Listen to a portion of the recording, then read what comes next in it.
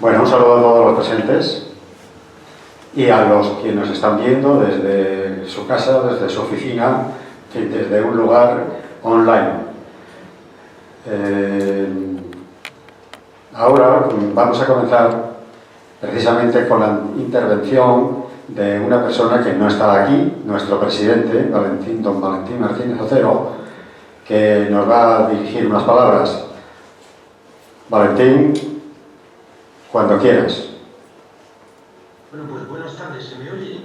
Sí. Muy poquito, porque Se oye bajo, pero volumen.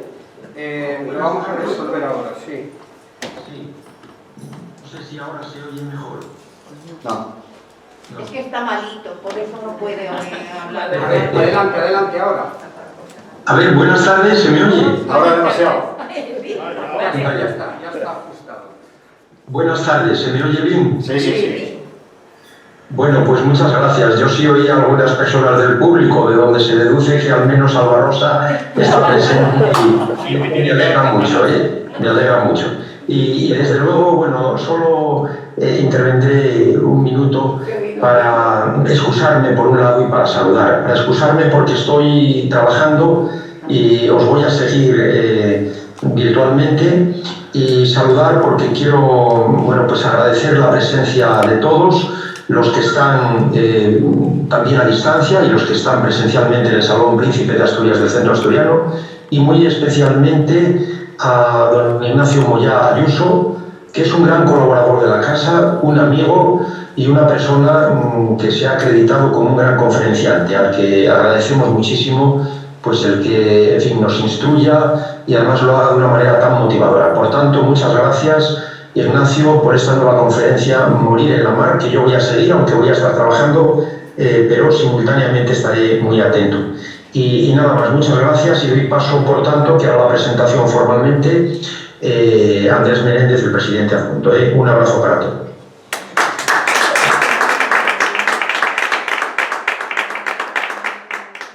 Gracias, Valentín.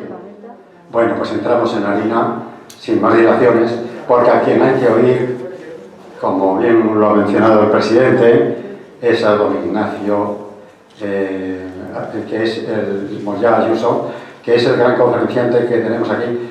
Y yo quería, antes que nada, antes de pedirte disculpas, porque a lo mejor me puse un poco pesado e impertinente, insistiendo para que vinieras aquí con esta conferencia.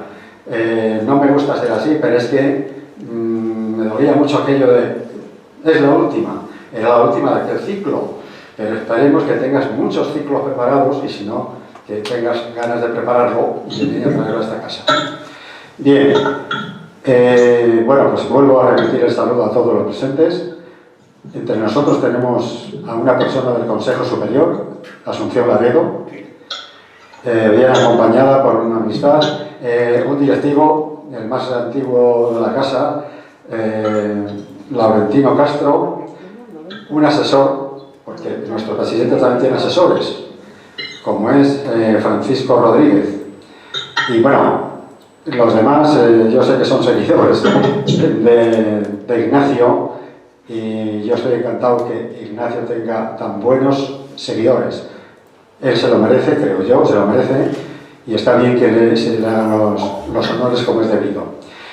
Bueno, pues decíamos que hoy de nuevo recibimos en nuestro centro asturiano a don Ignacio Moyá Ayuso. Como saben muchos de ustedes, es comandante de infantería del Ejército de Tierra en situación de reserva. Con el empleo de teniente estuvo destinado en regulares de Ceuta y en el Grupo de Operaciones Especiales número 1 Colmenar Viejo, y como capitán fue profesor en la Academia Especial Militar y capitán jefe de la Compañía de Transportes de la Agrupación Logística de la División Acorazada, antes de su pase a la Reserva Transitoria en el año 1993. Actualmente es socio director de la empresa Avante Consultores y máster en Dirección Comercial y Marketing, dedicándose a la formación de empresa. Es un reconocido conferenciante, que duda cabe que lo es, en el ámbito del liderazgo, motivación y ventas. Ignacio Moyá, en paralelo con su actual dedicación profesional, se ha ido convirtiendo en un divulgador de la historia, para suerte del centro asturiano y de los que quieren venir, de la historia de España, tratando de mostrar con objetividad y sin apasionamiento lo que de verdad ha hecho de manera la marca España en el mundo. Y bueno, yo digo que es un conferenciante de verdad que se lo trabaja muy en serio, que es muy ameno las conferencias, nadie se duerme y salimos de aquí sabiendo todos un poco más. Hoy nos acompaña en el Centro Asturiano de Madrid con un relato muy de nuestra Armada y la mar, ya que nos va a hablar del hundimiento del Dragaminas Guadalete, una tragedia ocurrida en el año 1954 en aguas del estrecho y que, como él apunta, se trata de uno de los sucesos más tristes y desconocidos de nuestra Marina de Guerra. Pensemos que de una dotación de 78 marinos, 34 de ellos murieron a desesperación en el mar, o desaparecieron en el mar, perdón. Ignacio Moyá dice que a él le resulta un honor hablar de personajes de nuestra historia, Colón, Elcano o Pedro Menéndez de Avilés, pero que hablar de los marinos de Guadalete le produce una especial emoción, al tratarse de un puñado de héroes que se dejaron su vida, o que estuvieron a punto de hacerlo, en el año 1954. No hay que irse muy lejos para encontrar de lo que es capaz de hacer el coraje y la capacidad de sacrificio de los españoles cuando la situación así lo requiere. Y naturalmente, para hablar de este tema, y sin más, concedamos la palabra a nuestro gran conferenciante que nos va a hablar del Dragaminas Guadalete. Gracias.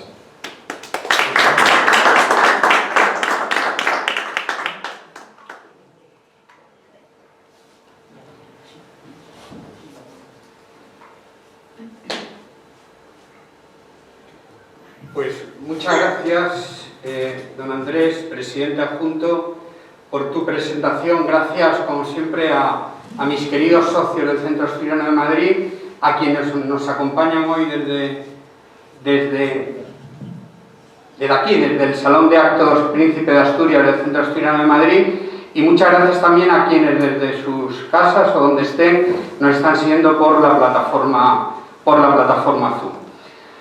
Efectivamente, como ha dicho don Andrés, a mí me produce una profunda emoción. Les puedo garantizar que esta es la conferencia que a mí más me conmueve y voy a tratar de contagiarles mi emoción. No solamente por lo que ha dicho el presidente adjunto, porque efectivamente estamos hablando de un puñado de héroes que no hay que irse al siglo XVI, sino que los tenemos en el año 1954. Además, esta conferencia me produce emoción porque mi padre, el capitán de navío, José Moyá Maestre, que están viendo en pantalla, fue el comandante de este Dragaminas, del Guadalete, hasta 20 días antes de hundirse. Quiere decir que mi padre, cuando tenía 35 años y era teniente de navío, ascendió a capitán de corbeta y tuvo que entregar el mando, como hacen todos los marinos en la Armada, y se lo entregó al teniente de navío Aldama, quien en su primera navegación se va a encontrar con el temporal más tremendo que se conoce en la Hemeroteca Nacional. Este temporal del que vamos a hablar en el año 1954 hizo que todos los puertos del Mediterráneo se cerraran, que un buque estuvo también a punto de hundirse cerca de Cabo de Palos, que un pesquero se hundió sin víctimas por la costa de Levante, y nuestro Dragaminas Guadalete pues no pudo, con la contundencia del temporal, sin lugar a dudas por las muy graves deficiencias que tenía el barco y por el carbón, que en la época pues no era el deseable, pero todo eso lo vamos a ir viendo. La historia de Guadalete ha pasado desapercibida durante 60 años. Los familiares de las víctimas, los familiares de los supervivientes, los propios supervivientes, se han tenido que conformar con muy poco. Luego les explicaré por qué se pasó página demasiado pronto. Y afortunadamente, en el año 2014, mi hermano, el capitán de navío Luis Moyá Ayuso, entonces segundo jefe de la base naval de Rota, Un hombre muy comprometido con la historia de la Armada, es escritor, como creo que ya conocen muchos de ustedes, y además con una cierta especialización en barcos hundidos, en pecios, le parecía que era una responsabilidad el sacar de la memoria olvidada a nuestro querido Dragaminas Guadalete. Así que él impulsó un homenaje precioso que se llevó a cabo, como digo, en el año 2014, precisamente el 25 de marzo, tanto en las ciudades de San Fernando, donde la mitad de la dotación, buena parte de los marineros eran de aquella localidad, y también, como no, en el puerto de Ceuta, lugar desde el que zarpó en su última singladura el Guadalete. Además, mi hermano Luis, en ese año 2014, pronunció sendas conferencias, tanto en Ceuta como en San Fernando, y yo acudí a la conferencia de San Fernando. Cuando se hunde el Guadalete, yo no he nacido, voy a nacer 5 años después, pero me he criado en una familia donde las referencias al Guadalete eran constantes, y yo lo único que sabía es que mi padre se había muerto en el año 1977, se nos fue muy pronto, y sin lugar a dudas con una inmensa amargura por lo que le había pasado al Guadalete. Piensen que él participó en las tareas de rescate y que por lo tanto de primera mano pudo ver como casi la mitad de la dotación, en un abrir y cerrar de ojos, en un temporal, en 20 horas de angustia, pues se le habían ido 34 hombres a los que había querido muchísimo durante esos 2 años. Yo cuando escucho a mi hermano Luis dar esta conferencia, entonces tomo conciencia de lo que se hablaba en mi casa y de la envergadura y de la inmensidad de esta tragedia. Le pedí a mi hermano Luis traerme esta conferencia a Madrid, pues porque me parecía que también era de responsabilidad pues contarle a familiares y amigos lo que le había pasado al Guadalete. Desde el año 2014 pues me siento muy satisfecho porque estoy siendo un poco el apóstol, el que mantiene la llama viva de lo que le ocurrió a este Dragaminas. Me ha permitido también investigar dónde están los supervivientes, quedan 8 actualmente, y con ellos he podido tratar de primera mano esta tragedia, y les digo que es absolutamente conmovedora la historia. Así que sin más, pues comparto con ustedes lo que le pasó al Dragaminas Guadalete. El rumbo que voy a seguir es contarles primero cómo eran estos Dragaminas, y van a entender las muy graves deficiencias y el riesgo que conllevaba para los comandantes y para las dotaciones de estos 7 Dragaminas cuando se echaban a la mar. Conoceremos las últimas horas del Guadalete. Permítanme que les cuente por qué fue un hundimiento, entre comillas, inoportuno, y eso va a justificar por qué se pasó página tan pronto y ha permanecido en el olvido hasta el año 2014, y finalmente pues les enseñaré algunas más fotografías sobre ese precioso homenaje que se hizo al Guadalete, que desde luego no significó en el 2014 el final feliz de una historia. Esta historia siempre va a ser triste, pero podrán imaginar que 60 años después todos los que asistieron a ese homenaje, las familias, los que quedaban vivos, pues para ellos les resarció mucho y les produjo un tremendo alivio el que por fin nos acordáramos de ellos y que se hiciera este homenaje. Bueno, pues les cuento entonces en primer lugar que eran los Dragaminas de la clase Bidasoa. Añado a la presentación, que no sé, don Andrés, si prefiere irse abajo, lo digo para que vean bien las diapositivas donde usted quiera, pero es que te quería decir a ti y al Centro Asturiano que de verdad que me produce mucha satisfacción traer por fin, desembarcar con la historia del Guadalete aquí al Centro Asturiano. Aquí en Madrid ya lo he dado en 2 o 3 sitios y esta era una asignatura pendiente. Asturias es una tierra muy asomada a la mar, me lo decía Alba hace un rato que estábamos charlando, cómo viven en Gijón, por ejemplo, los temporales, así que esta es una historia muy también para ustedes, para los asturianos. Bueno, pues les cuento que cuando terminó la Guerra Civil... Adelante, don Andrés.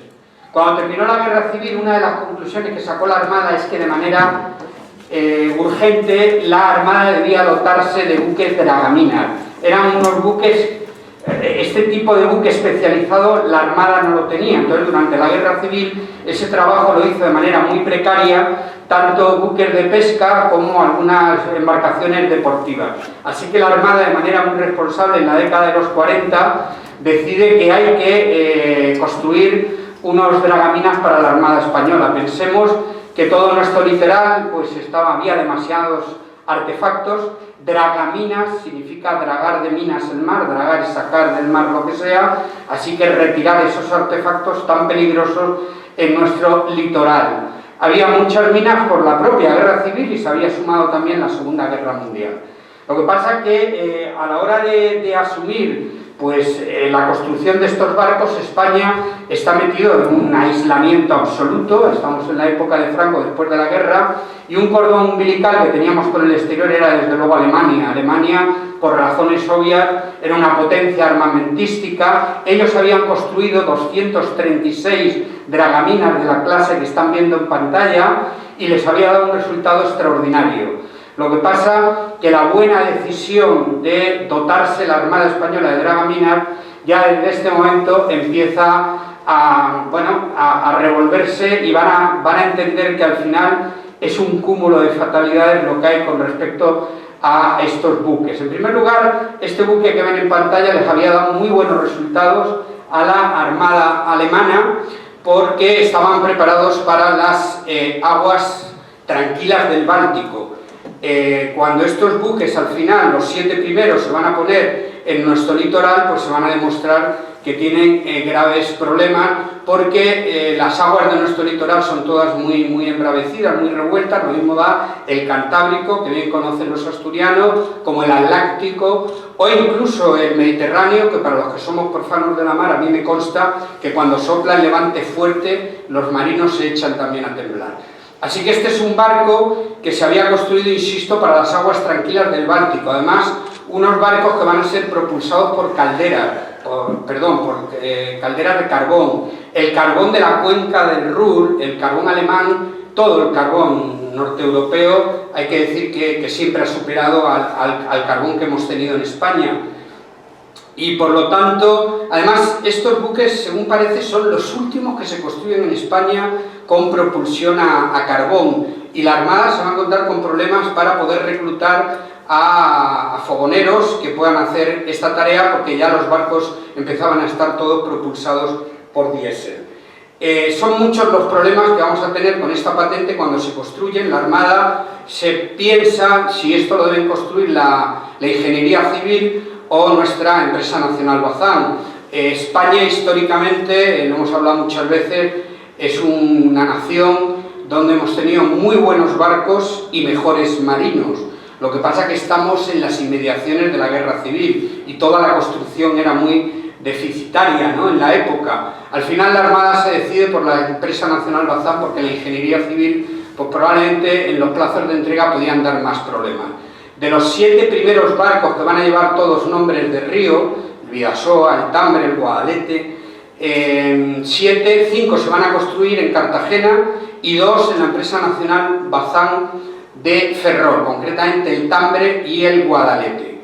Los barcos van a tener muchísimas deficiencias en la propia construcción. Bueno, estos son unos barcos, yo pongo ahí un cúmulo de fatalidades. Aquí tenemos al primer barco de ellos, el Vidasoa, que es el que da nombre a la clase. Entonces, a mí me gusta decir que este es un barco que es muy bonito, muy estilizado para la época, pero eso va a ser un problema para la navegación. El francobordo, que es la distancia que hay entre la cubierta y el agua, como pueden apreciar, es muy escaso. Claro, esto en las aguas del Báltico no pasa nada, pero estos barcos, cuando se ponen a navegar en España, van a embarcar demasiada agua. Pero es que además los imbornales, que son esos agujeros por los que tiene que desaguar de manera natural el barco, están construidos de manera incorrecta. Además es un barco que en la propia construcción le han tenido que meter muchísimo más hierro del que necesitaba en principio, con lo cual es un barco que sale con 585 toneladas, que para una eslora de 70 metros, pues dicen los marinos que es demasiado peso. Además tiende a hocicar, a meter el hocico, con lo cual estamos con un barco que tiene también un calado muy bajo, porque está hecho para navegar por Alemania también por los ríos.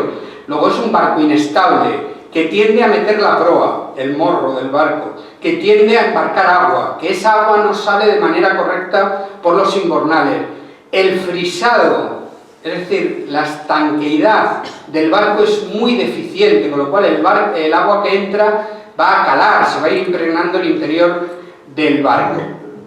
Así que es un barco que cuando se bota, cuando se echa a la mar, pues es un barco ya con muchos problemas, y cuando además se le quiere poner la tecnología de dragaminas, no se puede hacer... Sí, está grabando, es que lo está grabando, sí. Y perdónenme porque no he quitado bien el sonido a quienes nos están siguiendo por Zoom, y no sé si voy a necesitar que Armando me eche una mano.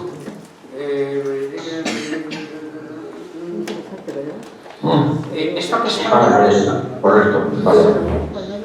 ¿Esta es la que hay que poner o hay que quitar? Pues hasta luego. A ver, puede ser. A ver qué.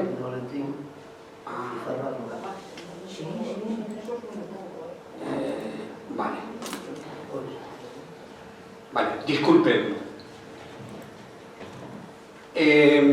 Estaba diciendo que estos barcos, una vez que son botados, tienen que ponerle la tecnología dragaminas para que hagan esa función, pero Alemania no nos puede pasar esa tecnología, y no porque no quiera, es que Alemania está entrando en colapso y por lo tanto pues la Armada se encuentra con 7 buques mal construidos que navegan muy mal y que encima no pueden hacer las labores de dragaminas, con lo cual se toma la decisión acertada de enviarlos. 2 de ellos, el Guadalete y el Tambre, se envían al Departamento Marítimo del Sur, al norte de África, donde se les cambia la misión y van a ser útiles como buques de vigilancia, como patrulleros. Esto es lo que va a hacer habitualmente el Dragaminas Guadalete cuando sale del puerto de Ceuta. Como verán ustedes, pues es ir por los peñones, por las Islas Chafarinas, por los caladeros, haciendo misiones de vigilancia. A todo lo que he dicho hasta ahora, que creo que no me dejo nada, hay que añadir el punto número 6, que la flota tenía que hacer acto de presencia ante la inminente independencia del protectorado español, que se va a producir en 1956. O sea, el hecho de que los barcos, los dragaminas, patrulleros, salgan a la mar y hagan acto de presencia, pues era especialmente relevante en aquella época. Aquí tenemos a nuestro Dragaminas Guadalete, el que se va a hundir, como vemos por la chimenea, pues echa el humo negro propio de las calderas. Y vamos con los medios salvavidas, que van a ser insuficientes para este barco. Los medios salvavidas en los barcos de la época eran todos precarios, no era una cosa específica del Guadalete. Hoy, afortunadamente, han pasado muchos años y cualquiera de nosotros, si viajamos en barco o en avión o en tren, las medidas de seguridad son absolutamente confiables. En aquella época el tema de la seguridad pues no se llevaba como ahora, y fíjense que el Guadalete, los medios salvavidas son un motor a motor de 8 metros, que vemos en el gráfico de abajo, un bote a remos de 5 metros, un chinchorro que llaman los marinos, que va en la parte de estribor, 2 balsas neumáticas adosadas a los costados del barco, habría que imaginárselas tipo Zodiac como las actuales, y 72 chalecos salvavidas que van a resultar insuficientes para los 78 hombres que van a bordo. Además, los chalecos salvavidas, yo creo que de los que estamos aquí con edad, nos acordamos de aquellos chalecos salvavidas de cuando éramos más jóvenes, apenas pues un poquito de corcho, con nylon y sobre todo con unas amarres, con unas cintas muy deficientes. Esto lo remarco porque va a ser también uno de los dramas que se va a unir a los náufragos del Guadalete, porque cuando saltan a la mar y lo hacen con sus chalecos, pues se sabe que los chalecos se van a perder en la mayoría de los casos. Ya les anticipo que se van a recoger solamente 7 cuerpos al día siguiente, los va a recoger el destructor Ciscar y tal como estoy diciendo, ninguno de los cuerpos lleva chalecos salvavidas. Señal inequívoca de que probablemente al levantar los brazos pues perdían el chaleco. Bueno, pues vamos a conocer qué le pasó al Guadalete. El Guadalete, bueno, primero la dotación que iban a bordo, ya he dicho que eran 78 hombres, de los cuales van a morir 34 y van a desaparecer, 34 o mueren o desaparecen en la mar. Se van a recuperar 13 cuerpos y va a haber 44 sobrevivientes. Estamos hablando de la mayor tragedia que ha tenido la Armada Española después de la Guerra Civil. Este título desgraciado lo comparte el Guadalete con el submarino C4, que se hundió en el año 1946 frente a las costas de Sóller.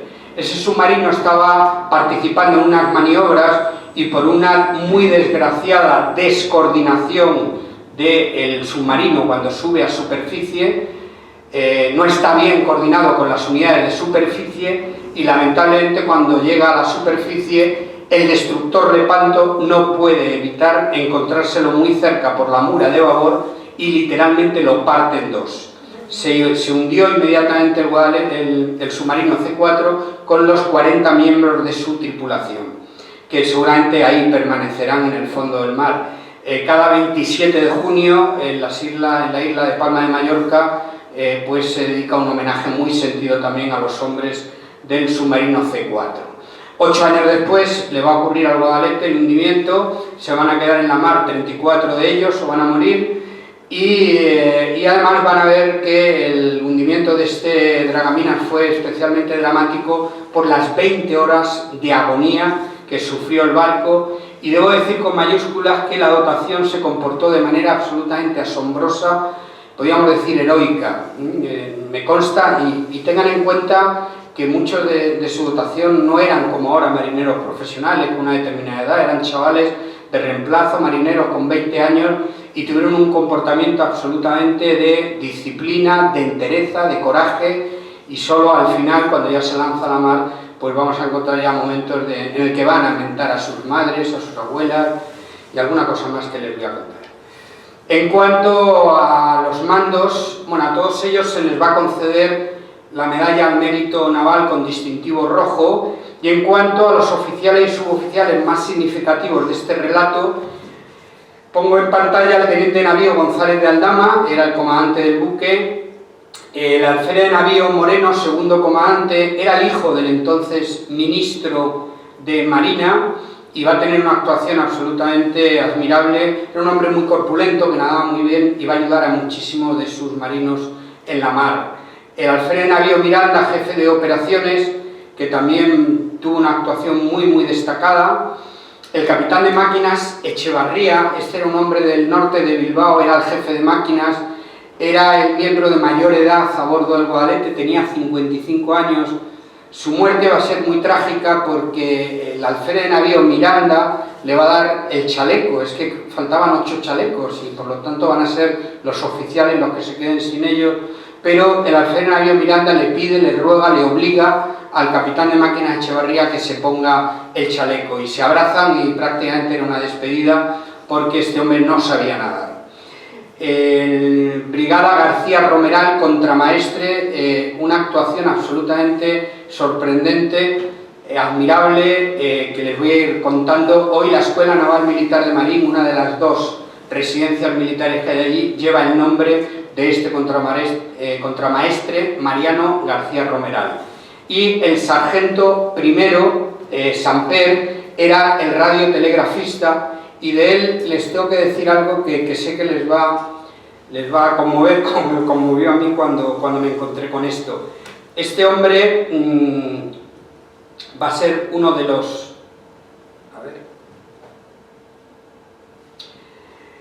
Aquí tenemos a Manuel Samper, era el suboficial radio del Guadalete, era un hombre también entrado en años, para esa dotación que tuviera 42 años. Tiene una actuación muy destacada con respecto a los medios radios que llevaba el Guadalete y él va a morir porque al saltar a la mar se va a dar con un objeto romo en la cabeza, va a perder el conocimiento y él muere. Es uno de los cuerpos que son recuperados en aquel día 25 de marzo, en la mañana del 26. Y cuando yo estoy contando esta conferencia en el Ateneo de Madrid, al terminar, me vino una persona y me dijo que él conocía a una de las hijas del radiotelegrafista Samper, y dice, porque yo en el trabajo, en la universidad, le he oído hablar de esta historia. Efectivamente, conocí ya por fin a Josefina y a Isabel Samper. Eran dos niñas de 4 y 8 años cuando muere su padre, y la casualidad es que una de ellas, la pequeña, Maribel, Isabel, pues es vecina mía en Torrelodones y hoy tenemos una amistad muy grande. Yo le he pedido que viniera, pero hoy lamentablemente no ha podido venir y me pide que les mande un abrazo a todos. Pero hace un año, estando en su casa, un verano, pues me dijo, oye, si yo tengo cosas de mi padre. Yo, ¿cómo? Dice, sí, a mí me entregaron una caja, lo que pasa es que han pasado tantos años, a ver, déjame, y entonces me sacó lo que ven ustedes en pantalla, que es todo esto es lo que llevaba su padre cuando lo sacan de la mar ya cadáver. La cartera militar, un mechero Zippo, un reloj que marca las 6 y 35 minutos, el Guadalete se hundió entre las 5 y media y las 6. O sea, media hora que estuvo funcionando el reloj hasta que se paró, y a la derecha una tabaquera que mantiene tabaco, porque tiene un sistema de cierre. Bueno, yo afortunadamente, Maribel me ha permitido que yo sea el depositario de estos objetos que vamos a entregar probablemente en otoño, cuando termine el coronavirus, a la actual unidad Cazaminas que tiene la Armada, cuyo embrión eran los dragaminas de los que estamos hablando, y la familia ha decidido donárselo a la Armada. Lo llevaremos a Cartagena, pero a mí me permite, por donde voy, pues enseñarles el reloj que llevaba su padre, y he traído también el mechero Zippo, que bueno, lo voy a poner aquí pues para que pueda presidir esta conferencia. A mí me emociona mucho el tener estos objetos que pertenecieron a uno de los héroes del Guadalete. Aquí tenemos el reloj, como les digo, parado en las 5:35 minutos. Bueno, pues, ¿qué le pasó al Dragaminas Guadalete en su última singladura? Yo aquí he hecho un montaje donde se puede ver al Dragaminas Guadalete zarpando ese 24 de marzo a las 22 horas. Hay que pensar que era de noche, estamos en marzo, invierno, y era de noche. Lo que tenía que hacer el Dragaminas Guadalete, la derrota prevista, derrota es lo que los marinos llaman la suma de rumbos, lo del itinerario sería por tierra. Pero lo que tenía que hacer el Dragaminas Guadalete era recorrer el Peñón de Vélez de la Gomera, el Peñón de Alucemas, todos territorio de soberanía española, llegar a la ciudad de Melilla, llegar a las Islas Chafarinas. Yo, siendo teniente de operaciones especiales, estuve un mes de guarnición en las Islas Chafarinas. Tenía yo entonces 24 años y nunca pude imaginar que en esas islas que yo he pisado, pues que el Dragaminas Guadalete y mi padre, pues seguramente tocó puerto en muchísimas ocasiones. Pero esta era la derrota que tenía que hacer en esa salida del 24 de marzo por la noche, era llegar hasta las Islas Chafarinas y volver, y eso le tenía que conllevar pues 3 días de navegación. Una vez que sale el barco desde el puerto de Ceuta, yo he puesto ahí una maqueta simulando a un barco que está absolutamente desproporcionada, es muy grande, pero con fines de que se pueda ver me permiten esta licencia.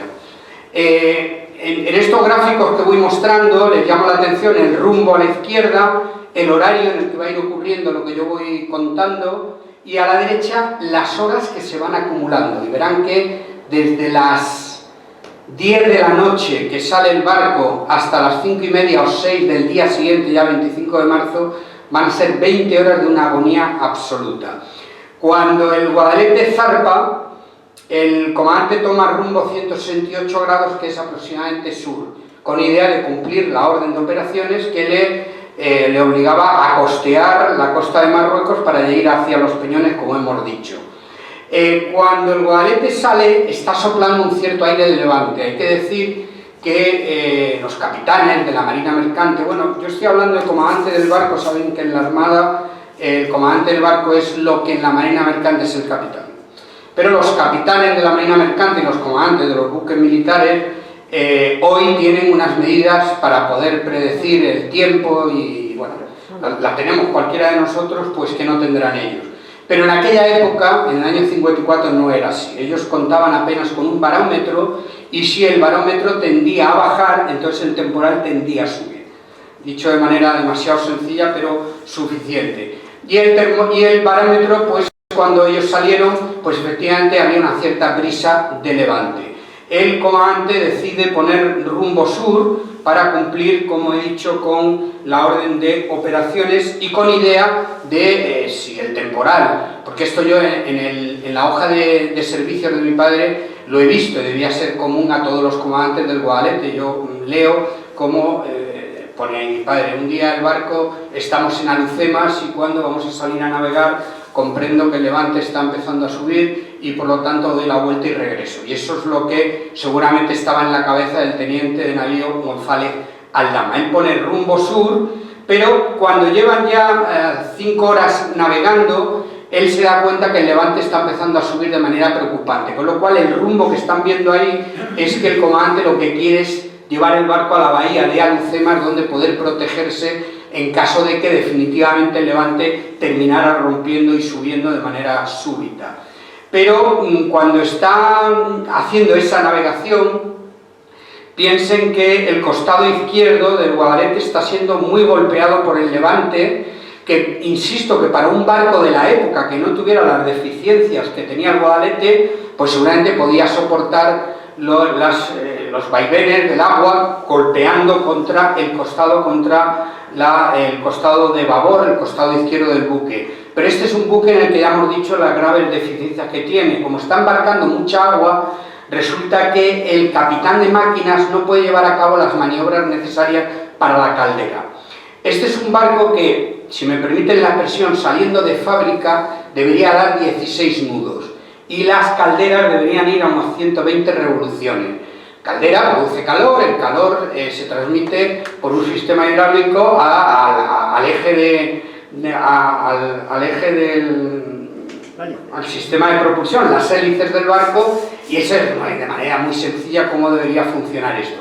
Pero la caldera empieza a no producir suficiente calor porque el agua está golpeando contra el costado izquierdo, está entrando también en los departamentos donde está almacenado el carbón. El carbón es mediocre en España históricamente, pero el carbón de la época definitivamente estaba en muchas ocasiones adulterado, con arena, con lo cual es que es un suma y sigue de fatalidades. Con lo cual es un barco que mi padre se veía también, es un barco que al final daba 11 nudos, de los 16 que tenía que dar, pues 11 nudos, y con una mar en calma pues podía hacer su trabajo perfectamente.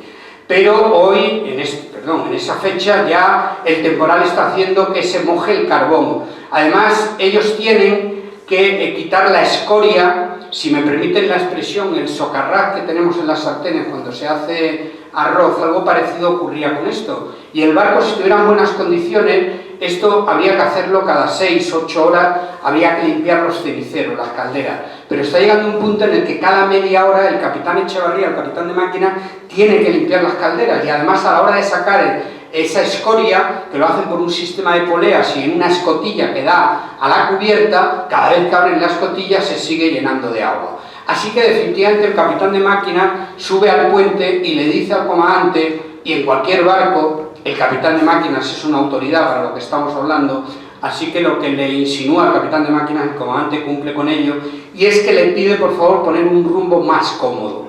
¿Qué significa eso? Poner un rumbo proa a la mar, al levante, para proteger, lo vemos en pantalla, y efectivamente el Guadalete va a cambiar a rumbo 73, se va a encontrar el levante por proa, entonces nos resulta fácil imaginar también a los profanos que los costados están más protegidos, que por lo tanto las tareas que va buscando el capitán de máquinas se pueden hacer. Pero yo aquí añado que lo comido por los servidos. Es verdad que ahora los costados están más protegidos, pero está subiendo tanto el temporal, está embarcando tanta agua el Guadalete que empiezan a estar en una situación muy muy complicada.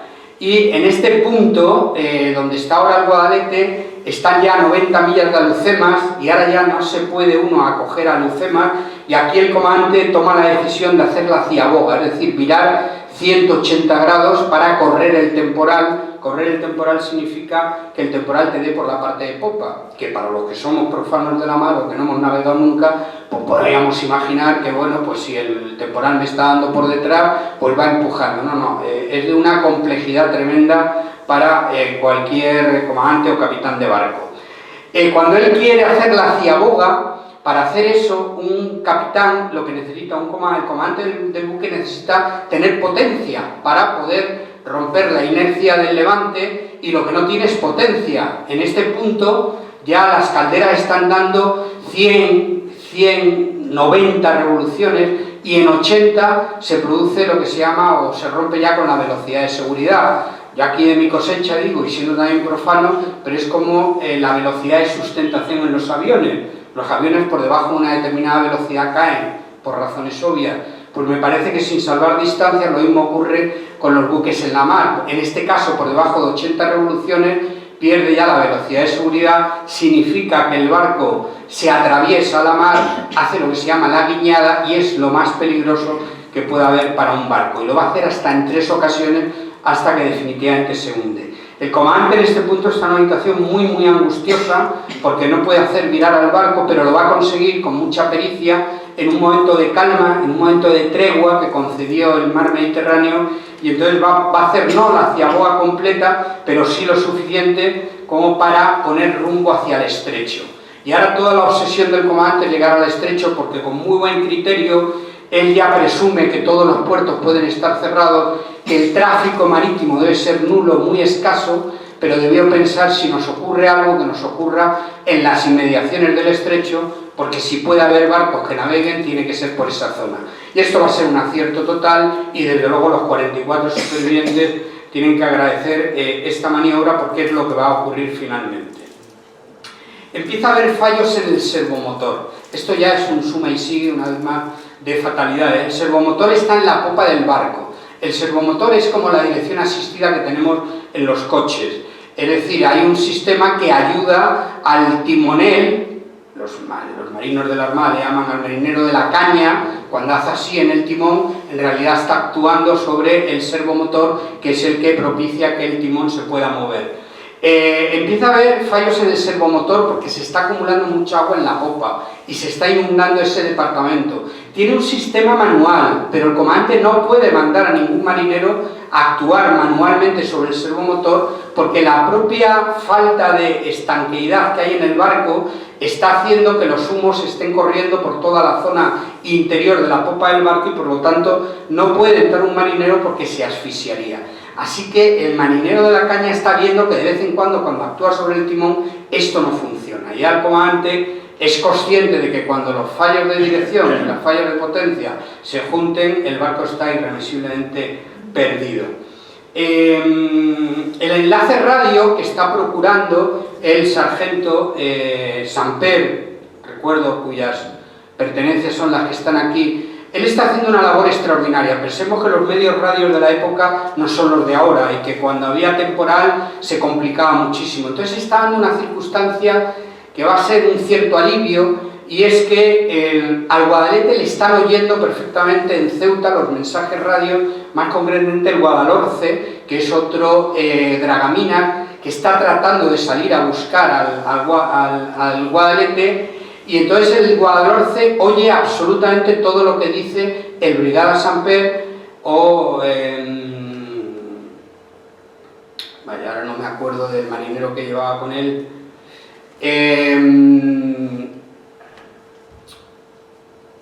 Entonces cuando ellos hablan por radio, a ellos sí se les escucha en el Guadalhorce. Pero cuando el Guadalhorce habla, en el Guadalete apenas se oye. Y una de las pocas cosas que consiguen oír es que 3 barcos salen al socorro del Guadalete. Esto finalmente no se va a producir porque el temporal no permite que nadie vaya a socorrer al Guadalete. Pero es fácil de imaginar, si nos ponemos en el pellejo de esos marinos, que tener la ilusión de que en cualquier momento, con tanta angustia que empiezan a acumular, que sobre el horizonte del agua pues puede aparecer un barco de socorro, les debió aliviar mucho. Manuel Samper está trabajando muchísimo con los medios radio, algunos están estropeando y él sobre la marcha está ayudando a repararlo. Está el empeño que está poniendo junto con Jaime Beltrán, el marinero. Es que Jaime Beltrán es un marinero que va a sobrevivir. Fíjense la fatalidad. Ellos están en el departamento, en la estación radio del Guadalete, hay que imaginarlo, un departamento muy pequeño, en el puente del barco, y están ahí constantemente haciendo su tarea. Tan absortos están y de manera tan responsable en su tarea que ya al final, cuando van a saltar todos a la mar, ven que sigue habiendo luz en la estación radio y el comandante da orden que los saquen de allí. O sea que casi hay que sacar al Brigada Samper y a Jaime Beltrán. Se van a poner en el costado del barco, van a saltar y la fatalidad hace que, como les he dicho antes, que el Brigada Samper va a morir porque da con la cabeza en algo romo.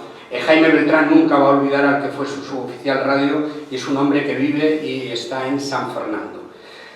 El comandante ha decidido poner rumbo al estrecho y atención, porque la popa del buque ya está tan inundada que el comandante se ve en la obligación de estanqueizarla, de hacer un compartimiento estanco, y todos los fogoneros, el buque lleva dos calderas, una a popa y otra a proa. Los de popa tienen que pasar todos a la parte de proa. Además se pierde pues esta caldera ya por aunque tenía una pequeña bomba de agua, pero ya es insuficiente, y insisto que la parte de la popa del buque queda inutilizada. Y atención, porque se avista un buque de guerra.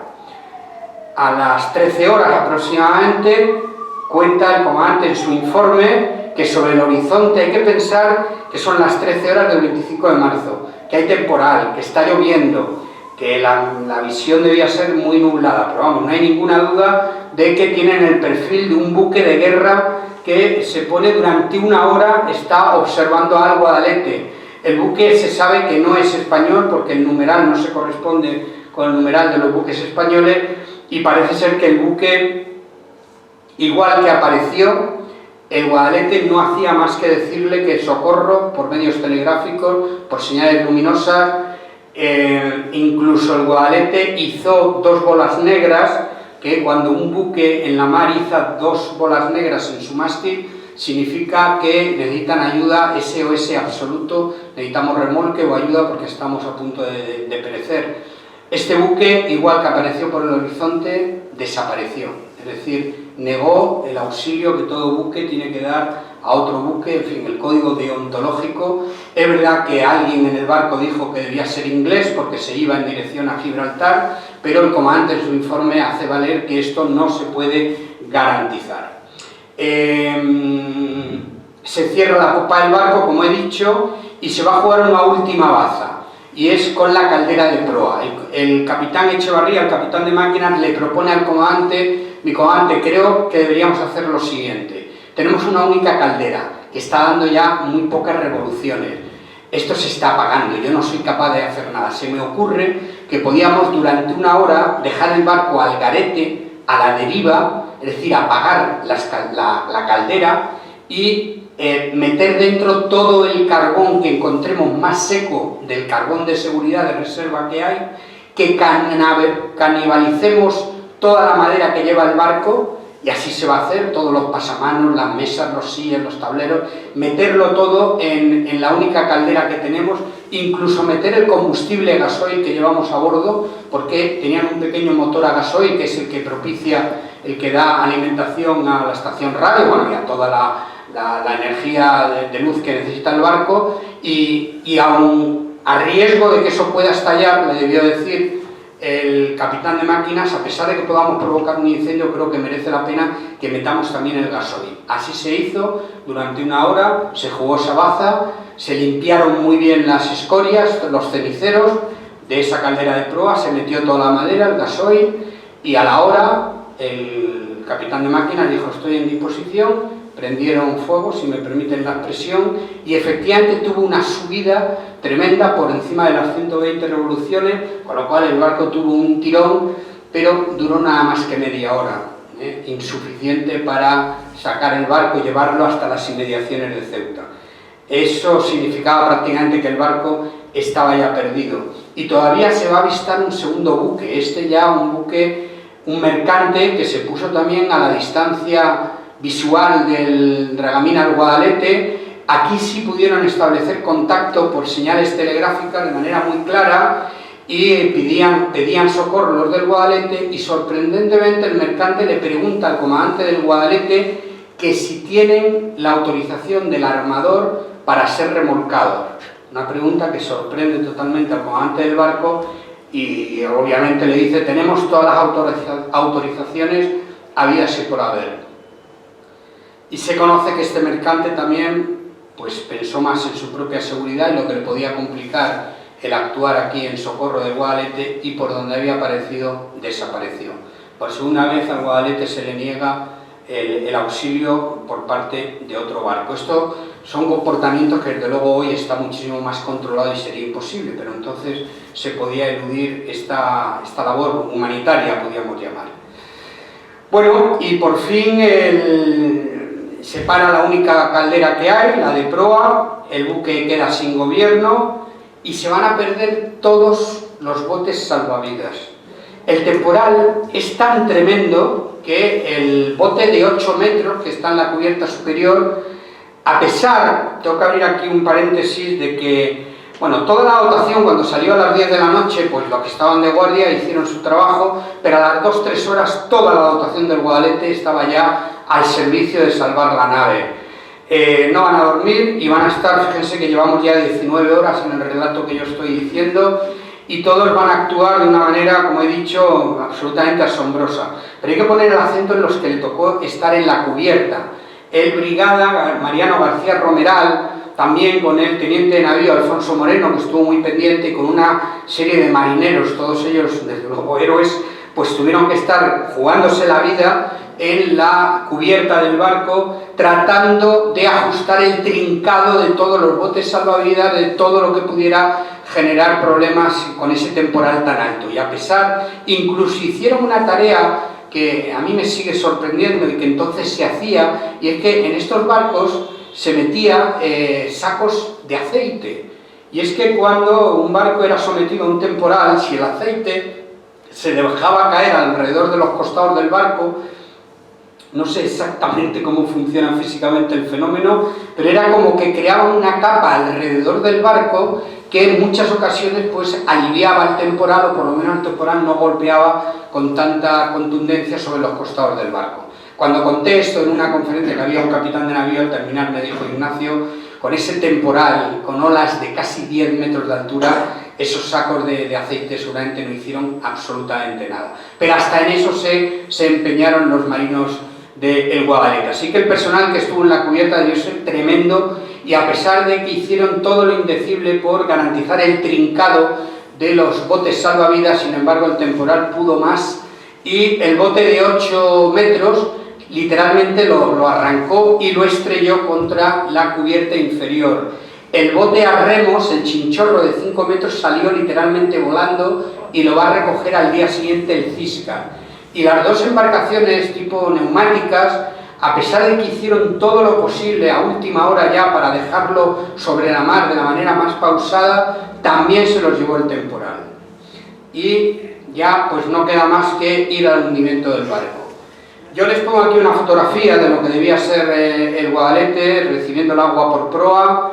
Ahora les voy a poner unos segundos de un vídeo que he encontrado por internet, que desde luego para los que somos profanos de la mar se nos pone los pelos de punta de ver lo que es una galerna, es decir, una mar arbolada, un temporal absolutamente tremendo como es el que sufrió el Guadalete. Van a ver un par de barcos, son unos pocos segundos, y el segundo barco es militar, y a mí pues me parece que tiene mucho que ver con lo que debió pasar el Guadalete, me recuerda al Guadalete.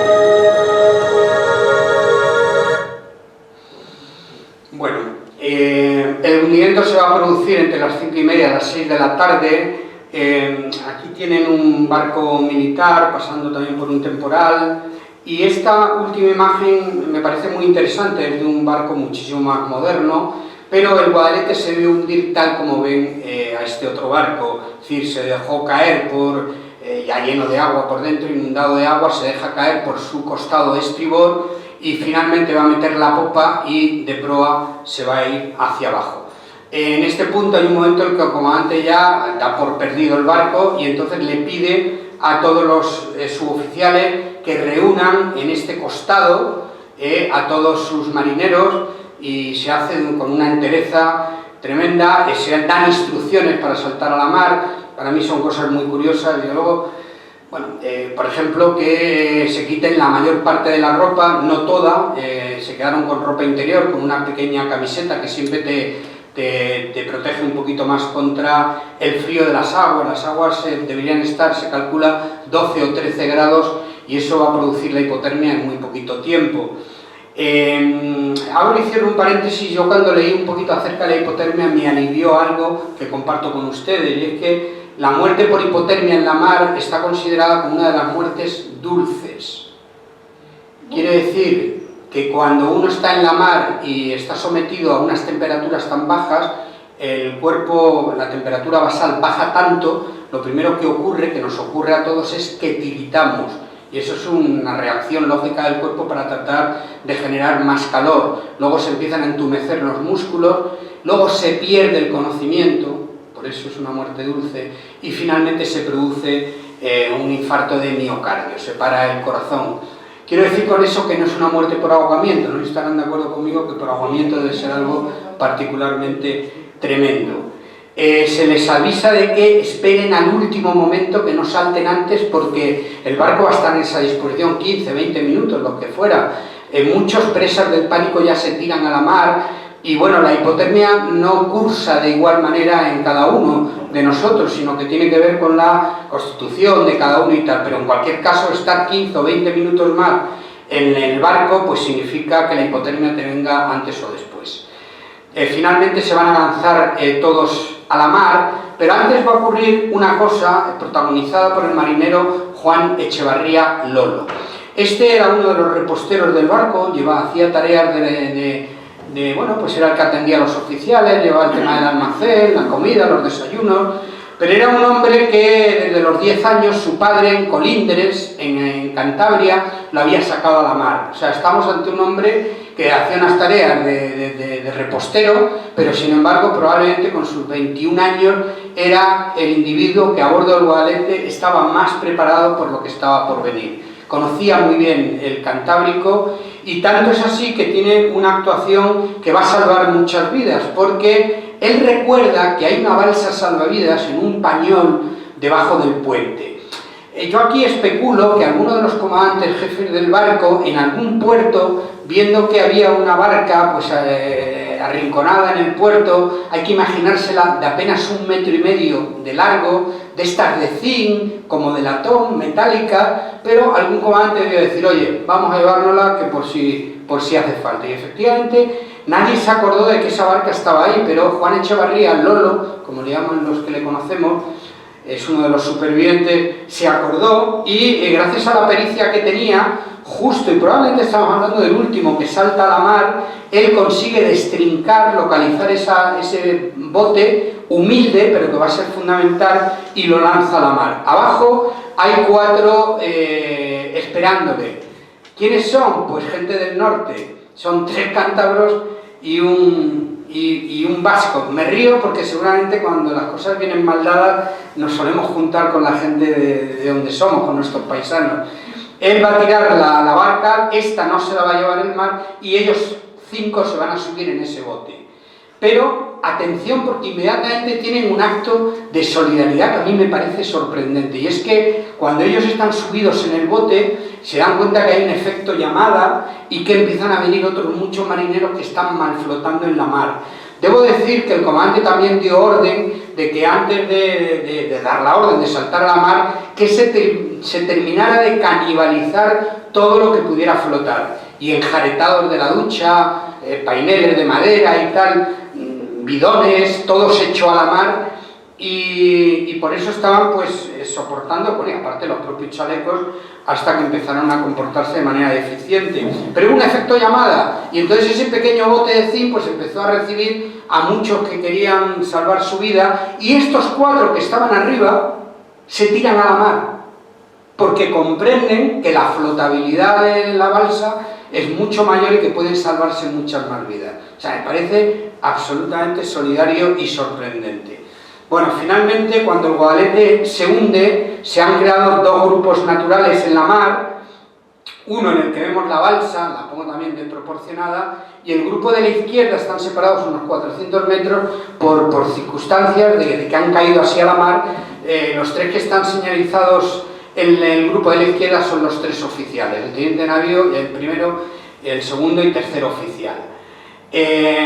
Por fin se han separado los 2 grupos, y cuando llevan 1 hora y media en la mar, ya están muriendo algunos de los marineros. Me decía un marinero montesino, el hombre vive en Torrevieja, no ha podido participar en ningún homenaje, no ha podido acogerse a nada porque desde hace muchos años su mujer sufre un Alzheimer tremendo, y tuve la oportunidad hace 2 años de visitarle en Torrevieja en una Semana Santa, y estaba allí su mujer inerte, y este hombre lloraba conmigo recordando todo lo que pasaba, y me decía que él se tuvo que saltar a la mar sin el chaleco porque era uno de los que se quedó sin él, pero que pasó inmediatamente flotando un cadáver, un compañero suyo, y que le quitó el chaleco y él se lo colocó. O sea, las escenas debieron ser tremendas de cómo iban muriendo. El comandante y los oficiales trataron por todos los medios de que no se separaran. Lo mismo hizo el grupo de la izquierda, donde he señalado al contramaestre Mariano García Romeral, que hizo lo mismo con ese grupo.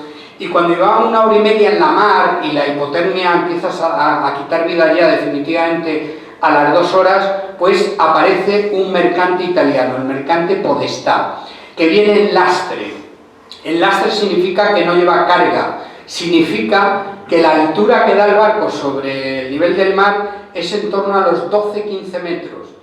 Y el italiano, el capitán de la Marina Mercante, al que le tenemos que estar eternamente agradecidos, se remangó y toda su dotación, 27 hombres, la tripulación que llevaba a bordo, se pusieron en la tarea de tratar de salvar todas las vidas posibles a los miembros del Guadalete. De entrada, el capitán del barco italiano hizo una maniobra para colocar el barco a sotavento. Esto significa que lo hizo intencionadamente para proteger del levante a los marinos que estaban en la mar, pero él tampoco podía lanzar sus medios salvavidas porque por el mismo motivo que los había perdido el Guadalete, seguramente los perderían ellos. Así que lo que se decidió fue tirar por el costado, lo que se llaman escalas de gatos, amarras, flotadores, y bueno, pues fue un rescate dramático, porque pensemos que estos marinos llevan en la mar 1 hora y media, pero es que llevan 20 horas ya sin descansar y mal alimentados ese día, con lo cual muchos de ellos no alcanzan las escalas y otros muchos alcanzan la escala, pero por el propio vaivén del barco es fácil de imaginar que si tú la escala la coges en vertical, el barco hace un vaivén y hay un momento en que, por un efecto pendular, la escala o la amarra golpea traumáticamente sobre el costado del barco. Y no fueron ni 1 ni 2, sino varios los marinos que al golpearse contra el costado del barco ya pierden las pocas fuerzas que le quedan y se los lleva a la mar. Vale decir que los 3 oficiales les costó hasta 3 veces subir, que el comandante sufrió una pájara subiendo y a punto estuvo de dejarse caer, pero su segundo le pegó una voz y lo consiguió despertar, y finalmente ya no podía más, se agarró la escala, pero tuvo la suerte de que lo izaron. Al llegar a la superficie del barco, a la cubierta, perdió el conocimiento durante 5 minutos y al recuperarlo se puso en la tarea de ver cuántos miembros estaban siendo rescatados, y enseguida le pidió al comandante, o le hizo ver al capitán del barco italiano, que hay otro grupo que también está en la mar y que habrá que ir luego a por ellos. El alférez de navío, que tenía una corpulencia tremenda, Alfonso Moreno, se tuvo que morder literalmente las manos porque no le daban para poder subir. En cualquier caso, se consiguió rescatar un número importante.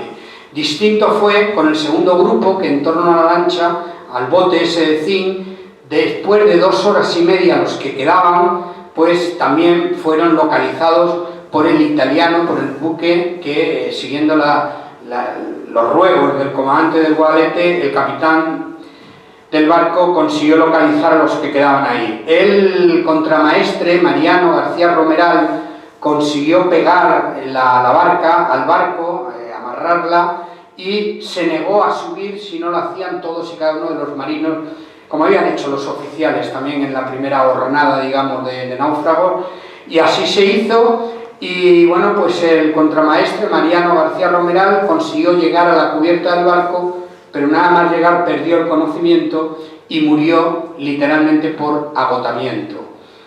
Finalmente en el Podestá pues se acumularon 44 supervivientes y el cadáver del heroico contramaestre Mariano García Romeral. 34 muertos o desaparecidos, de los cuales solamente 13 cuerpos van a ser recuperados. Uno, el que estamos diciendo, el del contramaestre, el mercante Podestá. Al día siguiente el Ciscar, el destructor, que por fin pudo llegar a la zona del naufragio, pero solo lo pudo hacer al día siguiente, pudo sacar de la mar a 6 cuerpos, uno de ellos el del Brigada Samper, cuyas pertenencias tenemos aquí, y también el bote, el Chinchorro, también se lo encontraron y lo subieron al Ciscar. 4 fueron arrojados al mes 4 cadáveres fueron arrojados a la costa de Argelia y nos hemos quedado sin luz en el ordenador y no sé por qué. Que se hundió. Bueno, afortunadamente hemos recuperado la luz. Bueno, estos cadáveres fueron enterrados en Ceuta y también, a ver por qué al irse, ahora no puedo animar. Discúlpenme un segundo que voy a tratar de compartir pantalla otra vez porque con el corte de la luz no ha sido posible. Vamos a ver si ahora se deja.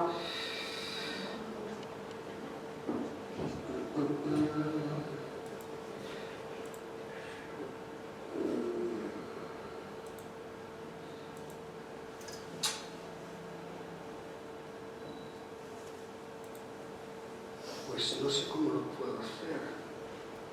A ver si abriendo este archivo.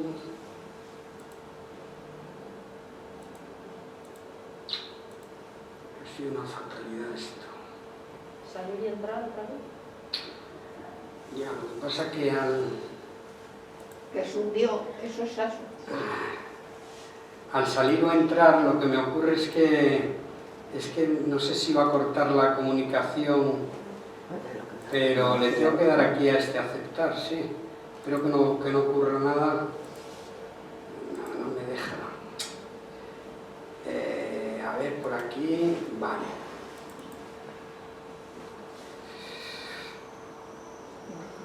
Sí, ha sido una fatalidad esto. Bueno, vamos a ver si ahora puedo compartir pantalla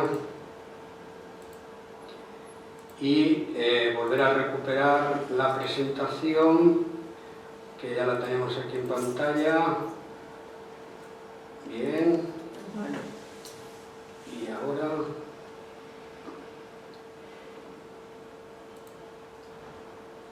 bueno, vamos a ir hasta donde teníamos la presentación.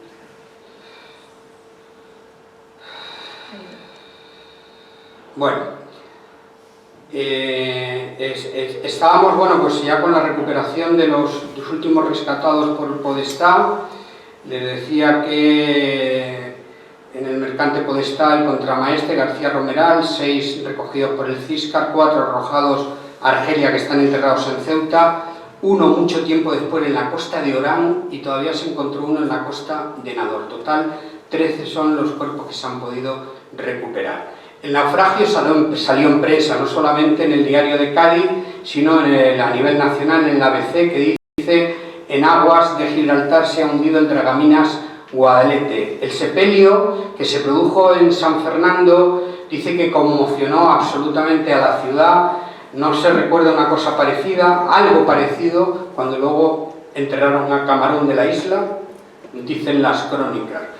Yo digo que es un hundimiento inoportuno por lo siguiente. Miren, en el año 1954, cuando se produce el hundimiento del Guadalete, en España están llegando noticias muy buenas, y es que la España de Franco ha podido hacer acuerdos con los americanos preocupados con la Guerra Fría, que Rusia estaba planteando muchos problemas. Los Estados Unidos necesitan de manera urgente crear bases en Europa, y desde luego la península ibérica era lo ideal. Así que España, que estaba sufriendo una autarquía, un aislamiento absoluto, pues recibe de los americanos que nos tienden la mano y nos dicen: mire, le podemos hacer llegar la ayuda americana, el plan Eisenhower, que ya estamos distribuyendo por Europa, lo podemos hacer llegar a España, si a cambio ustedes nos permiten crear bases de utilización conjunta, tanto bases aéreas, como por lo menos una base marítima, que finalmente va a ser la derrota. Esto fue el final del túnel para España, porque aquella ayuda alimentaria, lo saben bien ustedes, en aquella época de la posguerra, es que los niños no tenían las calorías suficientes para poder crecer, y entonces, gracias a Cáritas, se va a prestar aquella ayuda que recordamos todos, de la leche condensada o en polvo, de la mantequilla, en fin. Y también se dio una ayuda militar absoluta para tierra, mar y aire, y los americanos nos dieron además, a nivel financiero, unos créditos con unos intereses bajísimos. España veía el final del túnel. Esto fue un alivio cuando se hunde el Guadalete. Pero lo que va a eclipsar definitivamente, que del Guadalete se sepa muy poco, es la llegada del Semiramis con los cautivos de la División Azul. Como saben ustedes, Stalin, después de la Segunda Guerra Mundial, de manera absolutamente criminal, a los 800 cautivos que quedaron allí, no les dio la condición de prisioneros de guerra. Al no ajustarse a los convenios de Ginebra y La Haya, pues los rusos, Stalin pudo hacer con nuestros héroes de la División Azul lo que le dio la gana. Muchos de ellos fueron muriendo de campo de concentración en campo de concentración, hasta que los 286 últimos recibieron la alegría de que, como un año antes había muerto Stalin y se suavizaron las medidas, a estos se les embarcó en Odessa en un barco fletado por la Cruz Roja Internacional y se les dijo que iban rumbo a España. Esto en España causó un impacto tremendo, porque no se sabía nada de quiénes habían podido sobrevivir en la División Azul. Luego, todas las familias que habían dejado irse o habían visto irse a sus familiares, padres o hermanos, tíos, primos, pues no sabían si vivían o no vivían. Y en ese viaje que va a hacer el Semiramis desde el puerto de Odessa hasta Barcelona, Radio Nacional de España va a ir haciendo unos enlaces, unas conexiones en directo, que significaban que si oías Radio Nacional de España podías tener la oportunidad en Trujillo, en Orense o en Cartagena de saber si tu familiar estaba vivo, porque venía en el Odessa, en el Semiramis. El Semiramis zarpa, fíjense qué fatalidad, un día después que lo hizo el Guadalete de Ceuta. El Semiramis va a sufrir los últimos conatos de este temporal, hasta el punto de que, en vez de llegar el 1 de abril del 54, que era un número redondo para que entrara felizmente en el puerto de Barcelona, el propio temporal que ha hundido al Guadalete hace que finalmente el Semiramis entre el 2 de abril de 1954. En este diario Pueblo, que me facilita la familia, es un original de la época, que me facilita la familia Samper, es curioso porque, si ven el titular, habla de la ayuda americana, y solamente abajo pone: ayer salieron de la Unión Soviética 286 españoles, y el Guadalete, que ya hace unos días que se ha hundido, nos lo encontramos en la parte de atrás, y dice 34 desaparecidos en el hundimiento del Guadalete, 6 cadáveres han sido recogidos en la mar. O sea, con esto lo que les quiero decir es que vemos las proporciones de cómo unas noticias, cómo lo del Semiramis eclipsó definitivamente lo que había pasado con el Guadalete. En cuanto al homenaje, ya para ir terminando, solamente decirles que en Ceuta, si tienen oportunidad de ir, que vean el monolito que se ha puesto recordando a los 78 miembros del Guadalete, con una inscripción preciosa que dice así: al Dragaminas Guadalete y su dotación, desde este muelle en el que tuvo su base y de donde zarpó hacia su última singladura, ejemplo del servicio de los hombres de la Marina de Guerra Española, la mar, pudo con 34 miembros de su dotación, pero no con su memoria. El puerto de Ceuta, 23 de marzo del 54, 25 de marzo del 54, 25 de marzo del 2014. Esta es una fotografía hecha por los que fueron al homenaje. Está el almirante jefe de la flota, Santiago Bolívar. Este es Vivas, el presidente de la Comunidad Autónoma de Ceuta. Este es Lolo, el marinero Echevarría. Este es Beltrán, el que saltó con Samper a la mar, y en fin, y algunos otros.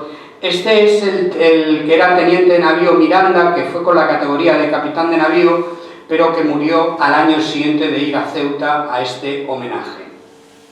Mi hermano Luis acuñó esta frase para el Guadalete: la mar es el sudario más noble para un marinero valiente, el olvido su más triste epitafio. Afortunadamente, la frase de mi hermano Luis, por lo menos para el Guadalete, ya queda sin efecto, porque ya no nos hemos olvidado del Guadalete.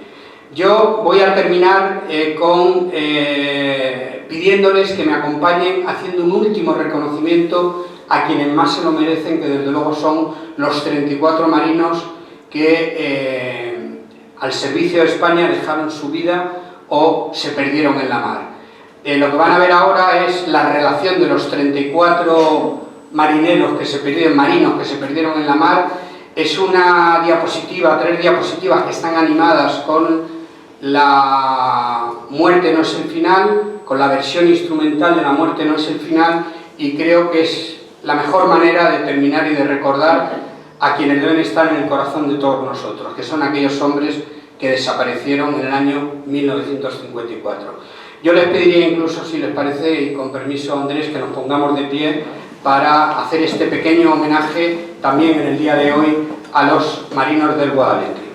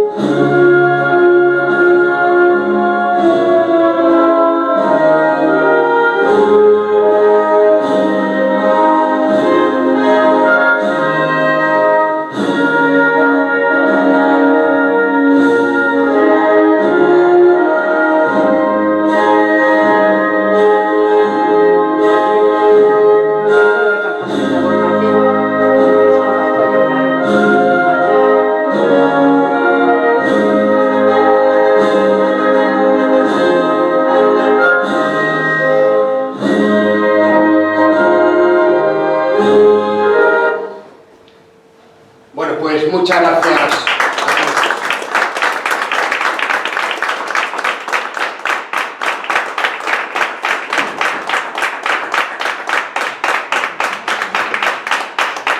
Muchas gracias. Un aplauso para la anotación del Guadalete, si les parece. Si quieren hacerlo. Voy a dar el sonido. Voy a dar el sonido a quienes nos han seguido por Zoom. Vamos a ver.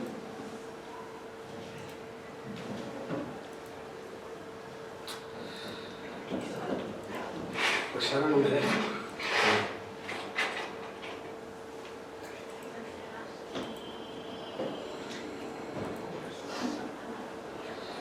Les voy a pedir a quienes nos están siguiendo por Zoom si pueden ustedes darse el sonido desde donde están, porque Armando, no soy capaz, es que la pestaña que debería habilitar lo del sonido no se deja.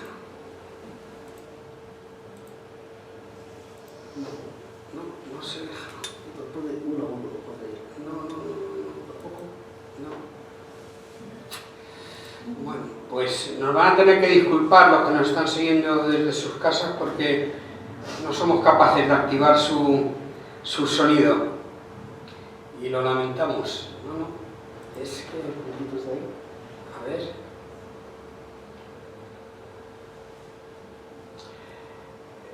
no, tampoco aparece ahí. Y aquí, que es donde debería ser, lo estamos viendo que no deja. Bueno, les ruego mil disculpas a quienes nos están siguiendo desde sus casas.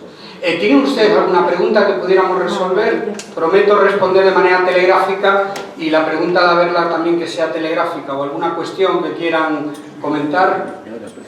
Por favor. Aparte de dar las gracias por la emotividad y por el realismo con el que le hemos dado, le estaba comentando que mucho más vivo que si hubieran hecho una película en cinemascope y en Technicolor, su expresión. Pero la pregunta era, sí. ¿se ha investigado o se ha preguntado o se ha sabido la identidad de ese buque de guerra y de ese mercante que vergonzosamente desaparece? Hubo un incendio pavoroso en los archivos que la Armada tenía en San Fernando, y con lo cual mi hermano Luis, cuando ha recuperado la memoria del Guadalete, ha tenido que hacer un trabajo de investigación, y eso no consta, no lo sabemos. La única anotación que hay es en el informe del comandante, que sí que eso se ha conservado, es que hace valer que alguno de los marinos dijo que pudiera ser inglés, pero él mismo subraya que no se sabe con certeza. No lo sabemos nunca, desgraciadamente. Yo he trabajado, cuando era panadero, con dos señores que estuvieron en la División Azul. Perdón, eran tres. Sí. Y me dijeron que allí en la División Azul, dice, hemos ido a robar, hemos ido a otra cosa. Y eran tres de la División Azul, que les daban un sueldo bastante bueno, y a eso fue, a cobrar el sueldo. Bueno, Tino, se sale un poco de nuestro tema. ¿Alguna pregunta más, por favor? Al hundirse un barco, se ha salvado bastante gente, puesto al hundirse el barco, el agua lleva todo alrededor, lo lleva para abajo el agua, para todo lo que tiene alrededor lo lleva para abajo. Sí. O sea que al saltar del barco, al estar hundiéndose el barco, al saltar, tuvieron la suerte de que no fueron absorbidos para abajo. Sí, está, bueno, digo para que nos ven desde fuera, está preguntando una persona, una señora asistente a la conferencia, si no hubo un efecto de succión después de que se hundiera el barco. Yo también he pensado en ello muchas veces y no debió ocurrir, porque el comandante en su informe dice que cuando ellos ven hundirse al Guadalete lo tienen apenas a 50 metros, pero todos los hombres que iban al Guadalete saltaron a la mar y ninguno fue succionado por el hundimiento del barco. Lo normal es succión, ¿no? Sí, sin embargo aquí no ocurrió. No tiene suerte. Sí, una pregunta ahí al fondo, por favor. No soy totalmente legal en esto, pero cuando hay un desastre así, el resto del Estado, aviación, otros buques, ¿cómo se hace el operativo de ayuda o de rescate? ¿Hay algún operativo para esto? Hombre, hoy en día, bueno, no soy marino, pero me atrevo a decir de mi cosecha, hoy en día efectivamente se pone en marcha un protocolo por tierra, mar y aire que debe estar muy bien diseñado. Pero en aquella época es que no había lugar a nada, es decir, es que, insisto, que la hemeroteca no recuerda un temporal como en la época. Añado a lo que está usted preguntando, porque me estaba preguntando, para los que lo siguen por Zoom, que si hubo algún operativo para el rescate del Guadalete. Hasta 3 barcos lo intentaron. El Guadalhorce salió del puerto de Ceuta, era un dragaminas de una nueva serie que ya tenía propulsión a diésel, hubiera podido llegar a donde estaba el Guadalete, pero el temporal se lo impidió. Una motonave Virgen de África, se llamaba, salió de Algeciras, también tuvo que dar la vuelta y volverse a refugiar a Algeciras. Y por fin el destructor Ciscar salió cuando se estaba hundiendo el Guadalete, pero tuvo que volver porque el temporal no se lo permitió. Y tiene que ser al día siguiente, cuando amaina un poco el temporal, cuando pueden ir a recogerlo, a rescatarlo. Si no tienen ninguna pregunta más, por favor. Todos los cuerpos que se recuperaron, ¿están enterrados en Ceuta o solo esos 6 a los que hizo referencia? Y en el caso de los que están enterrados en Ceuta, ¿tienen algún tipo de sepultura significada en el cementerio? Sí, el primer grupo de cuerpos que recupera el Ciscar se entierran en San Fernando, donde hay una placa que desde el 2014 recuerda que esos son los marinos del Guadalete. Los que fue arrojando a la mar a la costa del norte de África están todos enterrados en Ceuta, excepto el Brigada Samper, que la familia con el tiempo se lo llevaron a Logroño y está ahí enterrado. De igual manera, el capitán de máquina Serafín Echevarría también fue uno de los cuerpos que arrojó a la mar el Mediterráneo y hoy lo tienen sus familiares enterrado en Bilbao. Pues si no tienen más preguntas, le doy la palabra a don Andrés. Bueno, Ignacio, yo estoy sobrecogido por todo lo que nos has relatado y con la pasión que lo has hecho. Ya me disculpo a mí mismo el haberte presionado para que estés aquí. Me disculpo. Realmente, tú todas las que has presentado aquí, aquel ciclo tan magnífico que nos hiciste, fueron todas maravillosas y esta no lo he ido a hacer, pero esta a lo mejor más impresionante que ninguna. Entonces, enhorabuena y que tengas muchas razones y muchos motivos para hacer, no de tragedias, sí puede ser que sean de cosas más agradables, pero bueno, esto, la tragedia ocurrió, entonces lo importante es transmitirlo a las nuevas generaciones, al futuro, porque yo realmente sí había oído hablar del Guadalete y del hundimiento del Guadalete, pero claro, no tenía toda esta información que ahora afortunadamente la tengo. Ya sé algo más de lo que fue una tragedia marina, con muchas pérdidas y bueno, pocas en realidad, porque se hundió un barco en unas condiciones malísimas de la mar y se han salvado había unas cuantas personas que, bueno, tenemos que felicitarnos por ello. Antes de empezar, solo nombré y cité a las personas que tienen algún cargo en el centro, pero aquí hay más personas del centro: Cándido, Gloria, Rosamari, Alba Rosa, en fin, a los demás yo no puedo nombrarles porque no sé, Armando, el gran colaborador, porque es nuestro técnico, Eduardo, un hombre muy disponible, y a los demás, pues todos, muchas gracias por estar y hasta siempre. Don Andrés, bueno, primero, doña Asunción quiere decir algo. Doña Asunción, lo único es que no nos abandone, que venga usted muy a menudo, señor cartagenero de pro. Bueno, señor cartagenero. Muchísimas gracias, Asunción. Quiero hacer un compromiso ante todos ustedes. Me estoy viniendo arriba. Bueno, en primer lugar, de verdad, agradecerles de todo corazón que hayan contribuido a este homenaje del Guadalete, que si contáramos esta historia todos los días, creo que sería bueno y sería justo que se sepa lo que pasó con estos hombres y cuánta sangre, cuántas vidas se quedaron en la mar.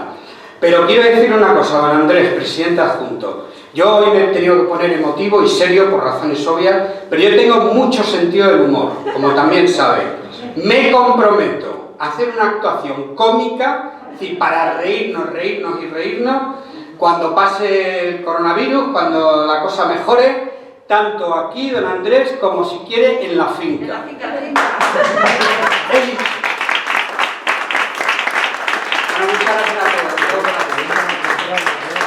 Bueno, pues nada, un saludo a todos los presentes y a todos los que tenemos online, que la expectativa estaba justificada. Yo me voy muy satisfecho, porque este conferenciante nunca me falla. Muchas gracias, Ignacio, y hasta cuando quieras. Y hasta pronto. Muchas gracias. Si alguno quiere ver el reloj, si no lo tocamos, Cuidado, no vayas a ir a por se lo lleve.